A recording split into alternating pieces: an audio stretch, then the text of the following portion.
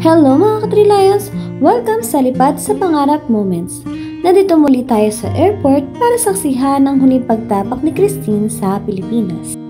Madali lang mangarap, isip at imahinasyon ang ginagamit para makita natin kung ano ang posibleng mangyari bukas, sa isang linggo, sa isang buwan o sa isang taon.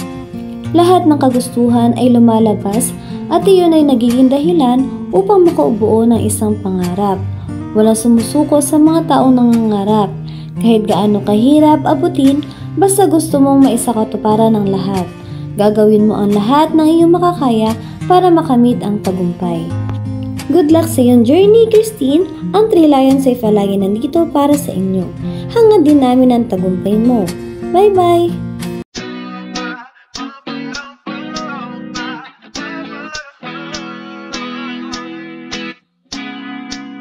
Hey, ba ba da ba do ba, bum bum bum, ba, bum bum bum bum. Yeah, sing it with me in 1, 2.